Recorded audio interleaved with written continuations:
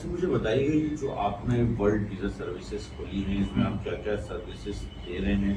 हुँ, और बेलारूस की काफ़ी चर्चा सुन रहे हैं कि बेलारूस से भी हमारा बहुत की डील्स हुई थी। हुँ, हुँ। तो क्या आप बेलारूस की सर्विसेज दे रहे हैं लोगों को? जी, गुड क्वेश्चन। हमारे पास बेलारूस और इसके अलावा रशिया और इसके अलावा किर्गिस्तान और इसके अलावा गल्फ़ कंट्रीज़ के वर्क परमिट्स हम करवा के दे रहे हैं, प्लस गल्फ़ कंट्रीज़ के हम लोग फ्रीलांस वीज़ा भी करवा रहे हैं।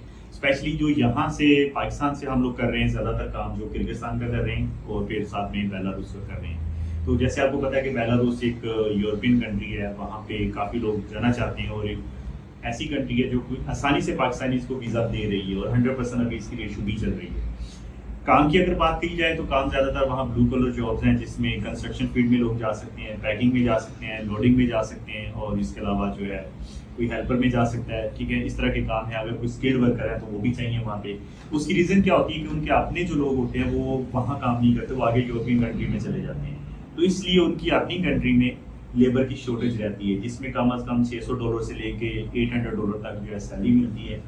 साथ में अकोमोडेशन प्रोवाइड की जाती है, मेडिकल प्रोवाइड किया जाता है और साथ में कुछ कंपनीज वो फूड प्रोवाइड करती हैं, कुछ नहीं करती। अच्छा जिस तरह आपने डॉलर्स की बात की चूँकि वो डॉलर्स का तो आइडिया आप पाकिस्तानी रुपीस का एक आइडिया दें कि एक ब्लू कॉलर जॉब वाला फॉर एग्जांपल यहाँ पर मैं ब्लू कॉलर जॉब करता हूँ जिसे हम ब्लू कॉलर जॉब को मैं एक्सप्लेन करता हूँ जिसे हम कहते हैं कि मेहनत मजदूरी दिहाड़ी वाला बंदा। दिहाड़ी वाला बंदा। हम्म, तो यहाँ पर एक दिहाड़ी वाले बंदा नॉर्मली 1000 से 500 रुपये 1500 रुपये जो है वो पर डे लेता है। ओके। तो ये जो आपने 900 यूरो बताए ये पाकिस्तानी रुपीस में कितने होते हैं, इसका क्या प्रोसीजर है और वहाँ का जिन कंट्रीज का आप कह रहे हैं उन कंट्रीज का वेदर टेम्परेचर क्या है?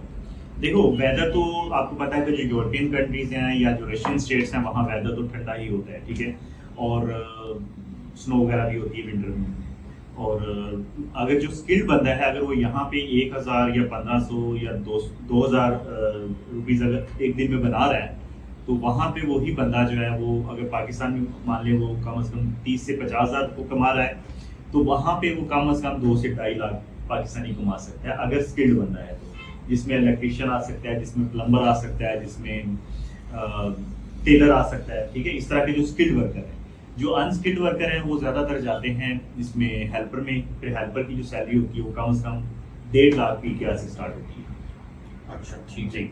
अच्छा एक दो चीज़ों की और थोड़ी सी थी क्योंकि पाकिस्तान में ब्लू कॉलर जॉब का बहुत ज़्यादा ट्रेंड है।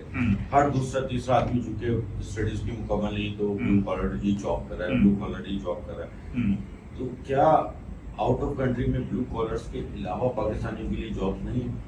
बहुत अच्छा क्वेश्चन है आपका काशिफ। एक्चुअली सबसे बड़ी प्रॉब्लम ही पाकिस्तानी की यही है कि ये लोग हमारे लोग जितने भी हैं इनकी प्रॉब्लम ये है कि ये कोई स्किल नहीं सीखते, ये काम नहीं सीखते, ठीक है? नॉर्मल स्टडी भी करेंगे या इसके आगे कोई डिप्लोमा नहीं करते, ठीक है? तो मैं अक्सर मेरी प्रीवियस वीडियो में भी मैं लोगों को बोलता हूँ कि आप कोई ना कोई काम सीखें। बेशक आप बाल काटने का सैलून का काम सीख लो, एटलीस्ट आपको दाढ़ी बनानी आनी चाहिए, कटिंग वटिंग आनी चाहिए।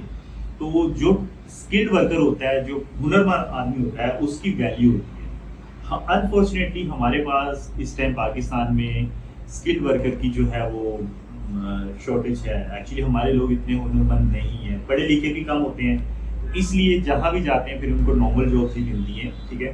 तो इसलिए फिर उसमें सैलरीज भी कम होती हैं। लेकिन अगर यही लोग थोड़ा सा काम करें, 1 से 2 साल का कोई डिप्लोमा करें, कोई ट्रेनिंग करें, इलेक्ट्रिशियन बन के भी जाएगा ना तो वो बंदा वहाँ जाके काम भी करेगा और उसके साथ भी इज्जत भी ज़्यादा होगी। अच्छा मुझे कोई एक एग्जांपल दे सकते हैं कि आपने अभी तक कितने पाकिस्तानी ऐसे हैं जिनको रोजगार दूसरी कंट्रीज में फराहम किया है?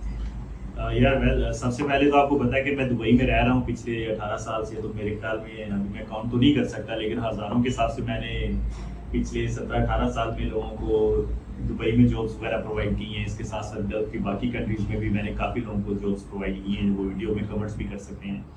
और अभी जो मैं बेलारूस में लोगों को प्रोवाइड कर रहा हूँ जॉब, अभी पिछले वीक ही हमारे कोई 12 के कई लोगों के बंदों के वीज़े भी लगे हैं, वो भी जा रहे हैं। किर्गिस्तान में हम लोग जो प्रोवाइड कर रहे हैं। तो एक्चुअली क्या है कि ये जो रशियन स्टेट या यूरोपियन स्टेट में काम का जो वर्क परमिट्स का काम अभी हमने स्टार्ट किया है कुछ टाइम पहले। इससे पहले मैं जो भी काम कर रहा था सिर्फ गल्फ के लिए कर रहा था।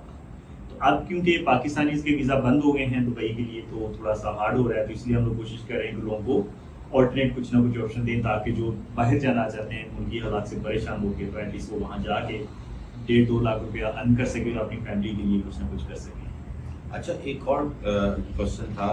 ऐसा सुनने में आता है कि पाकिस्तानियों की वैल्यू, पाकिस्तानी पासपोर्ट की वैल्यू दिन ब दिन डिग्रेड होती जा रही है। इस कंडीशन में कौन कौन सी कंट्रीज ऐसी हैं जो इस वक्त भी हमें ऑब्लाइज कर रहे हैं?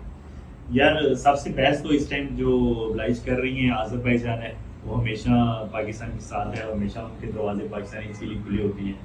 इसके साथ साथ कतर है, इसके साथ साथ बहरीन है, इसके साथ साथ मलेशिया, थाईलैंड वगैरह, ठीक है, इस तरह की कंट्रीज़ हैं। इंडोनेशिया है जो पाकिस्तानी को आसानी से विजिट दे देते हैं।